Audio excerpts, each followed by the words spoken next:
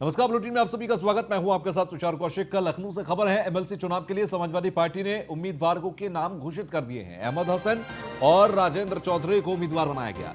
Samajwadi party की बैठक में उम्मीदवारों के नाम तय किए गए। यूपी में 12 सीटों पर विधान परिषद के चुनाव होने हैं और ऐसे में अहमद हसन और राजेंद्र चौधरी दोनों ही समाजवादी पार्टी के पुराने नेता हैं, कद्दावर नेता हैं, समाजवादी पार्टी के आत्मा और भावना को समझते हैं और ऐसे में इन दोनों को ही आपका विधान परिषद भेजने के एमएलसी चुनाव के लिए घोषित किए गए उम्मीदवार, इन दोनों ही को ही घोषित किया गया है। अहमद हसन और राजेंद्र चौधरी दोनों नाम को सामने रखा गया है। आज बैठक हुई, समाजवादी पार्टी की बैठक थी।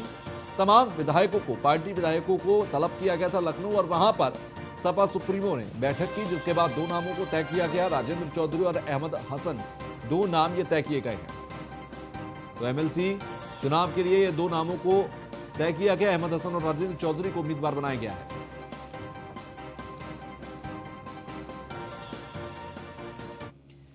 अब चलिए आपको ग्राफिक्स के जरिए विधान परिषद चुनाव का थोड़ा गुणा गणित दिखाते हैं कि कैसे यहां पर समीकरण बनेंगे। भाजपा 309 और अपना दल 10 और समाजवादी पार्टी 48, ये है विधान परिषद का गणित। बसपा 18, ऐसे में 5 को कारण बताओ नोटिस जारी है। रामवीर उपाध्याय निलंबित हैं। कांग्रेस के पास 7 हैं, जिसमें से अब बात करते हैं अपना दल के साथ। भाजपा की 10 सीट तय है, समाजवादी पार्टी की 1 सीट तय है।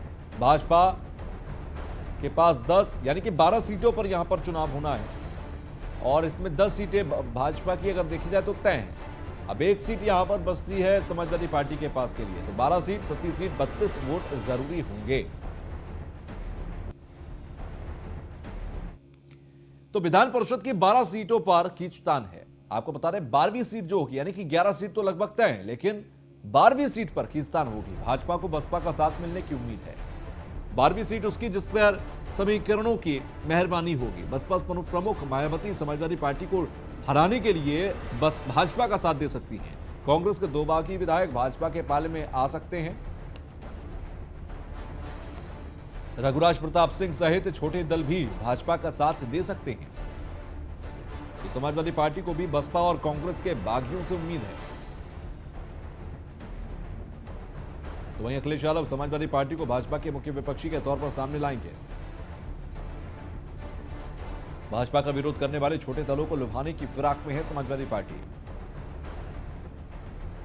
तो भाजपा को बसपा का साथ मिलने की पूरी उम्मीद दिखाई दे रही है।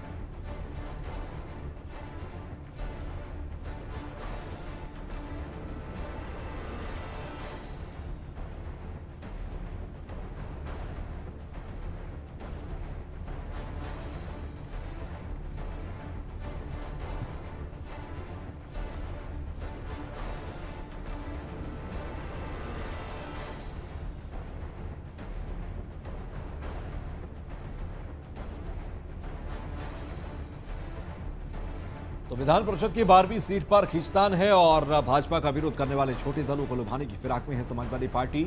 तो भाजपा को बसपा का साथ मिलने की पूरी उम्मीद भी दिखाई दे रही है। तो बसपा प्रमुख मायावती समाजवादी पार्टी को हराने के लिए भाजपा का साथ दे सकती हैं। तो कांग्रेस के 2 बागी विधायक भाजपा के पाले में आ सकते हैं। रघुराज प्रताप सिंह सहित छोटे दल भी भाजपा का साथ दे सकते हैं। समाजवादी पार्टी को भी बसपा और कांग्रेस के बागियों से काफी उम्मीद नजर आ रही है।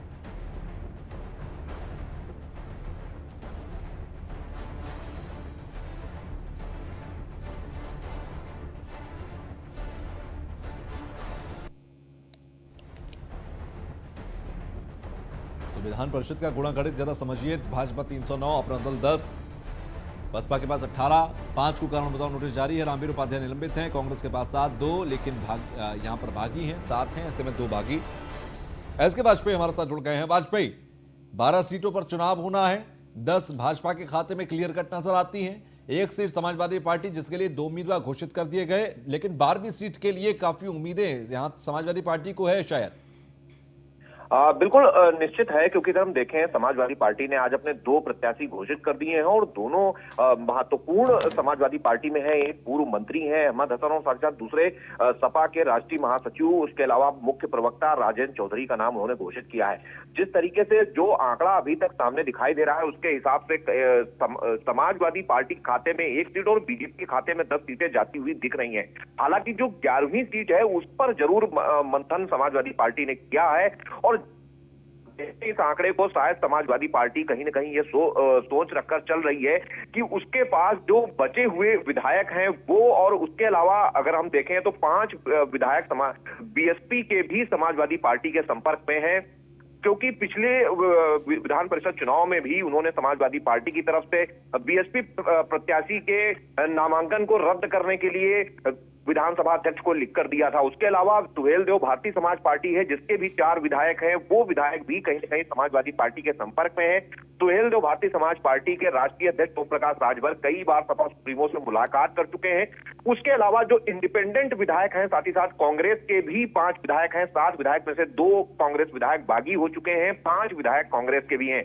तो ये वो विधायक हैं जिन पर कहीं न कहीं सपा उम्मीद लगाकर चल रही है कि शायद वो समाजवादी पार्टी के दूसरे उम्मीदवार लेकिन किसके समीकरण ज्यादा आसान होंगे वाजपेयी अगर देखें, क्योंकि 12वीं सीट के लिए हर पार्टी समीकरण बनाएगी। भाजपा को भी छोटे दलों से निश्चित है कि ये समीकरण जहां तक हम देखें तो बीजेपी और समाजवादी पार्टी के पक्ष में बराबर है। जहां तक बीजेपी का सवाल है तो बीजेपी के साथ में बीएसपी का भी समर्थन है, क्योंकि बीएसपी सुप्रीमो मायावती पिछली बार ही ये क्लियर कर चुकी हैं कि वो समाजवादी पार्टी के प्रत्याशी को हराने के लिए अगर जरूरत पड़ेगी तो भारतीय जनता पार्टी के प्रत्याशी को भी सहयोग करेंगी। तो ऐसी स्थिति में बीएसपी के जो विधायक हैं कहीं ना कहीं वो बीजेपी के साथ सीधे तौर पर हैं, अगर हम कहें जो बचे हुए विधायक हैं बीएसपी के। उसके अलावा बीजेपी के पास अपना बहुमत है, उसकी खुद की सहयोगी पार्टी अपना दल के 9 विधायक हैं। तो बीजेपी के लिए भी हम कहें कि 11वीं सीट महत्वपूर्ण है। वो भी कोशिश जरूर करेगी कि या तो अपना प्रत्याशी दे या फिर किसी दूसरे दल के प्रत्याशी को बीजेपी समर्थन करे। अब देखना यह होगा, जहां पिछली बार बीजेपी ने बीएसपी के प्रत्याशी का समर्थन किया था तो पूरी उम्मीद यही है कि इस बार बीएसपी बीजेपी के प्रत्याशी को कहीं न कहीं समर्थन देगी। अब क्योंकि 11वीं सीट को लेकर महत्वपूर्ण जरूर है। अब जो समाजवादी पार्टी ने 2 प्रत्याशी घोषित किए हैं, इनमें भी एक महत्वपूर्ण चीज ये है कि इसमें से फर्स्ट वरीयता वो किसको देते हैं और सेकंड वरीयता में किसको रखते हैं, यह भी महत्वपूर्ण होगा। फिलहाल सपा ने 2 प्रत्याशी घोषित कर दिए हैं और बीजेपी भी आगामी 2 से 3 दिनों में अपने प्रत्याशी घोषित कर देगी, जिसके बाद आगे की प्रक्रिया ये जरूर समझ में आएगी कि आखिर मैदान में कौन कौन है। जी ठीक है, शुक्रिया हमसे जुड़ने के लिए। तो एमएलसी चुनाव को लेकर 12वीं सीट पर काफी सस्पेंस रहेगा, काफी रस्साकशी की स्थिति रहेगी। समाजवादी पार्टी और बीजेपी दोनों ही पूरी कोशिश करेंगे इस 12वीं सीट को हथियाने में। एक मजबूत विपक्ष दिखाने के लिए समाजवादी पार्टी चाहती है कि 12वीं सीट को भी झड़क लिया जाए, लेकिन भाजपा पूरी कोशिश करेगी कि 10 सेफ सीटों के अलावा एक सीट 12वीं जो सीट है उसको भी झड़क लिया जाए, अपने खाते में किया जाए। तो वहीं नोएडा में कमिश्नरी सिस्टम के 1 साल पूरे हो गए हैं। पुलिस कमिश्नर कार्यालय पर कंबल वितरण कार्यक्रम हुआ। चतुर्थ श्रेणी के कर्मचारियों को कंबल वितरण का कार्यक्रम किया गया। पुलिस कमिश्नर आलोक सिंह ने संवाद किया। नोएडा में कमिश्नरी सिस्टम लागू हुए 1 साल पूरे हो चुके हैं। इस मौके पर पुलिस कमिश्नर कार्यालय पर कंबल बांटे गए। पुलिस कमिश्नर आलोक सिंह ने न्यूज वन इंडिया से खास बातचीत भी की।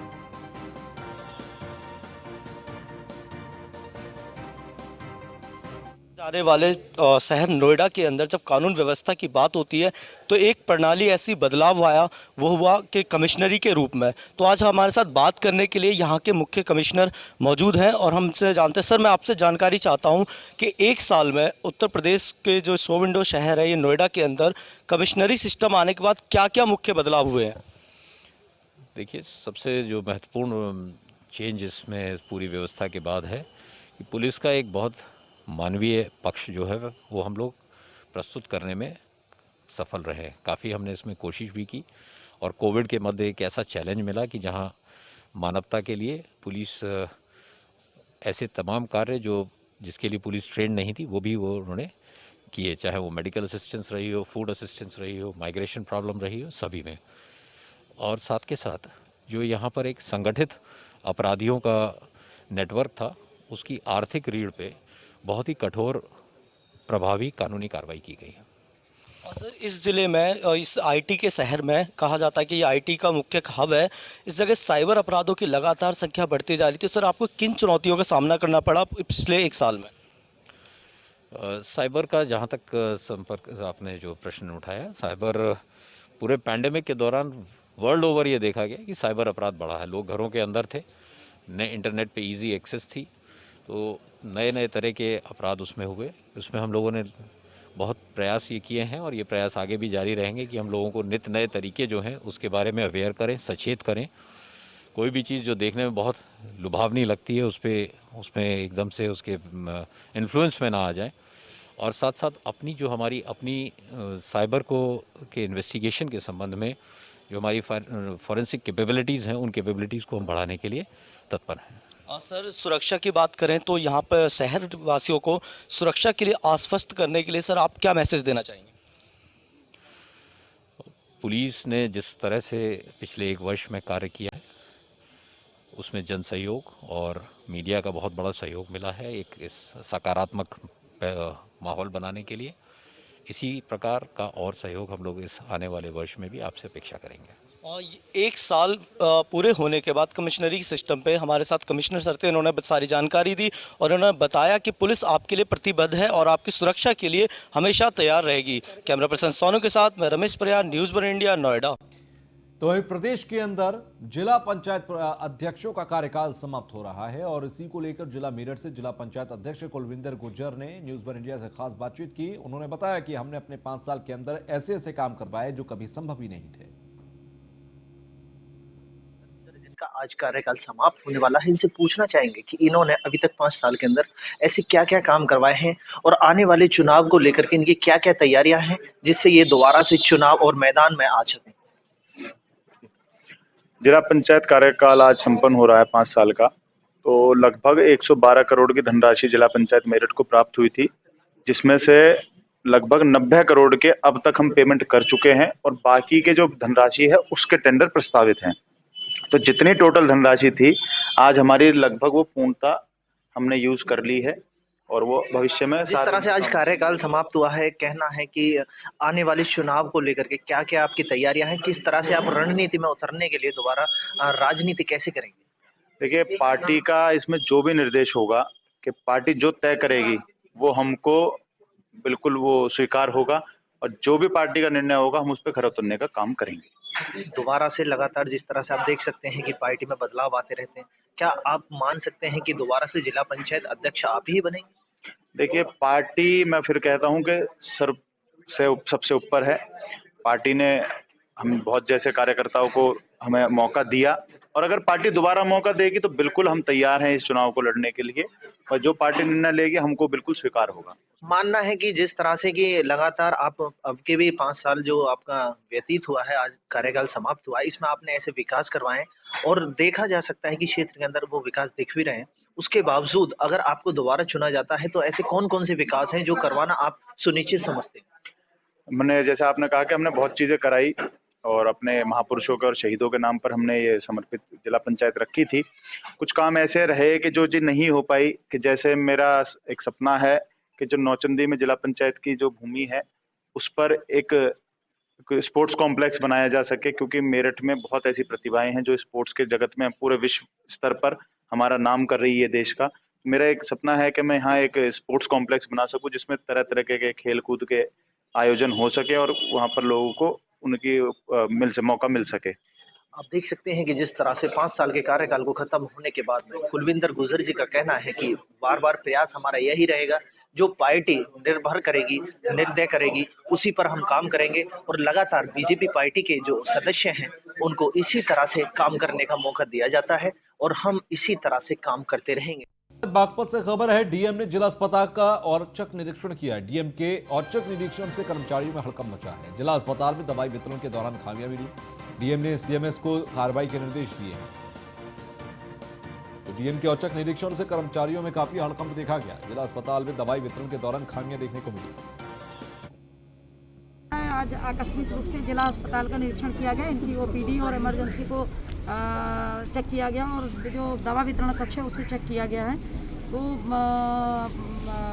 2 इमरजेंसी में काफ़ी पेशेंट आए हुए हैं तो उन पेशेंट को अटेंड किया गया है और उनको जो है नेबुलाइजर दिया जा रहा है। एक सांस के रोगी आए हैं। दूसरा जो है एक जो मरीज़ हैं जो उनके तीमारदार उनके साथ हैं, उनको भी इमरजेंसी में एडमिट करके उनका ट्रीटमेंट किया जा रहा है। और आपने देखा है कि अभी एक बच्चा जो है वो थैलीसीमिया का पेशेंट है और उसकी जांच जो है वो बोन मैरो टेस्ट के लिए डॉक्टर ने सजेस्ट किया है, लेकिन उसके जो फादर हैं वो इस बात पे अड़े हैं कि उसका इलाज यहीं मतलब टेस्ट यहीं हो, वो टेस्ट यहाँ नहीं है। तो उन्हें मेरे द्वारा समझा दिया गया है कि उसका टेस्ट जो है हायर सेंटर में ही होगा। उसी के अनुसार जो है उसकी बोन मैरो टेस्ट के अनुसार जो स्थिति आएगी उसके अनुसार अगर सब चीज़ ठीक रहती है तो यहाँ पर उसे 2 यूनिट का ब्लड भी चढ़ा है। तो उनको समझाया गया है। एक जो अभी इनकी कमी पाई गई है वो ये कि पूर्व निरीक्षण जो मैंने किया था उसके अनुसार जो दवा वितरण का है वो पर्चियाँ तो ली जा रही हैं, पर्चियों में पीछे सिग्नेचर नहीं कराए जा रहे हैं किस को दवा वितरण की गई है। और जो स्टॉक रजिस्टर है जो दवा वितरण रजिस्टर है वो भी अभी कंप्लीट नहीं किया गया है। तो उसके CMS को जो है जो इंचार्ज जो फार्मासिस्ट हैं उनके विरुद्ध कार्रवाई करने के लिए इनको निर्देशित किया गया है। और जो डॉक्टर इंचार्ज हैं उनको भी जो दवा वितरण कक्ष के इंचार्ज हैं उनको भी चेतावनी कि उनके द्वारा क्यों नहीं देखा जा रहा है।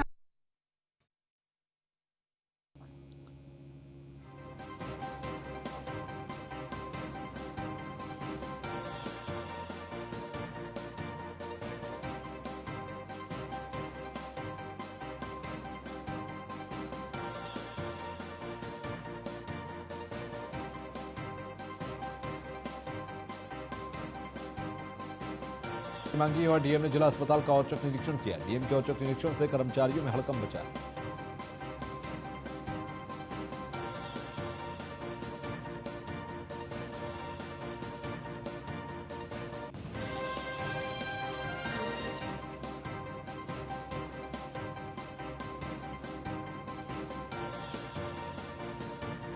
तो बागपत से खबर है डीएम के औचक निरीक्षण से कर्मचारियों में काफी हड़कंप देखा गया। जिला अस्पताल में दवाई वितरण के दौरान खामियां मिली।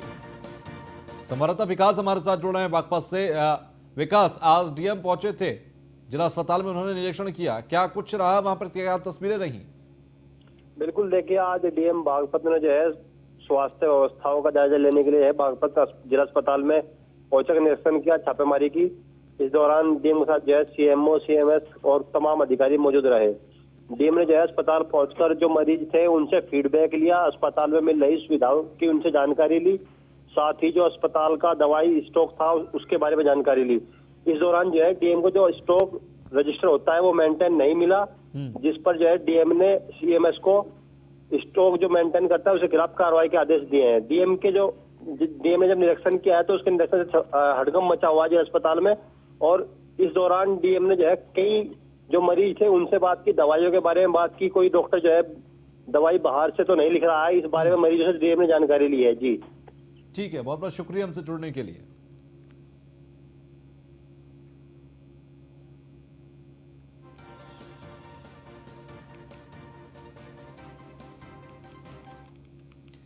तो वहीं यूपी के हमीरपुर में बर्ड फ्लू की आशंका देखी गई है। सुमेरपुर रेलवे स्टेशन के बाहर कौवे मरे मिले और सूचना मिलते ही पशुपालन विभाग की टीम पहुंची। पक्षियों के सैंपल जांच के लिए भेज दिए गए हैं। तो यूपी में हमीरपुर में बर्ड फ्लू की आशंका देखी गई है। सुमेरपुर रेलवे स्टेशन के बाहर कई कौवे मरे हुए मिले हैं, जिसके बाद यह आशंका जताई गई है। सुमेरपुर रेलवे स्टेशन के पास का ये पूरा मामला है। तो पक्षियों के सैंपल जांच के लिए भेज दिए गए हैं। सुमेरपुर रेलवे स्टेशन के बाहर कई कौवे मरे हुए मिले थे, जिसके बाद ऐसी आशंका जताई गई। पास एक मृत कौवा मिला, उसकी जैसी जानकारी मिली हम लोग तत्काल यहाँ पर आए हुए हैं। उसको मैंने विधिवत उसका निरीक्षण किया, परीक्षण किया। बर्ड फ्लू जैसे लक्षण इसमें प्रतीत नहीं हुए थे, फिर भी उसको विरुलेंस पावर देखते हुए और इसकी गंभीरता देखते हुए उसको प्रॉपर डिस्पोज कराया है, बरियल मेथड से कराया है, चूना आदि डाल करके उसको दफन करवा दिया गया है। और कल पशुपालन विभाग की टीम 1 किलोमीटर दायरे में जो पोल्ट्री फार्म है या बूचर्स हैं या दुकानें हैं, वहाँ पर हम लोग उनका सैंपल लेंगे। सैंपल में क्लोइकल या ट्रैकियल सैंपल ले करके IVRI भेजेंगे। फिर वहाँ से जो रिपोर्ट अगर आती है उस हिसाब से हम लोग एक रणनीति बनाते हुए कार्य करेंगे। खबर सहारनपुर से, जहां पर राष्ट्रीय पक्षी मोर की मौत हो गई है। मोर की मौत पर बर्ड फ्लू की आशंका से हड़कंप मचा है। कई कबूतरों और कोयल की मौत के बाद प्रशासन में हड़कंप है। पशु चिकित्सा विभाग के चिकित्सकों ने मोर का पोस्टमार्टम भी किया। फिलहाल कई कबूतरों और कोयल की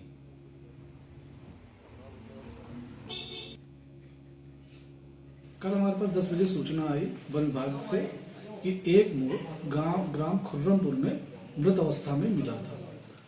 तो उस मोर को वहां से हमने उठवाकर पशु चिकित्सालय कलसिया में मंगवा लिया था। उसका हमने पहले अपरेंटली हमने उसके सिम्टम्स को ऑब्जर्व किया। मुख्य पशु चिकित्सा अधिकारी सहारनपुर भी मौके पे मौजूद थे। उन्होंने भी उसके सिम्टम्स को ऑब्जर्व किया। उसके सिम्टम्स को देखते हुए कहीं भी उसकी आंख पे कोई स्वेलिंग नहीं थी, किसी भी तरह का पंजों में उसके कोई भी हेमरेज नहीं थी और ना ही कोई नेजल डिस्चार्ज आ रहा था, जिससे हम ये कंक्लूड कर सकें कि ये बर्ड फ्लू का लक्षण इसमें हो सकता है। तो उसके बाद उसको जो है जब हमने ये इंश्योर कर लिया कि ये बर्ड फ्लू के सिम्टम इसमें नहीं है, तो उसको जब पीएम किया गया तो पीएम में ही लंग्स में कंजेशन आया है, जिससे हमें ये कंक्लूड करते हैं कि ये कोल्ड शॉक की वजह से इसकी डेथ हुई है। कल हमारे पास 10 बजे सूचना आई वन विभाग से कि एक मोर ग्राम खुर्रमपुर में मृत अवस्था में मिला था। तो उस मोर को वहां से हमने उठवाकर पशु चिकित्सालय कलसिया में मंगवा लिया था। उसका हमने पहले अपरेंटली हमने उसके सिम्टम्स को ऑब्जर्व किया।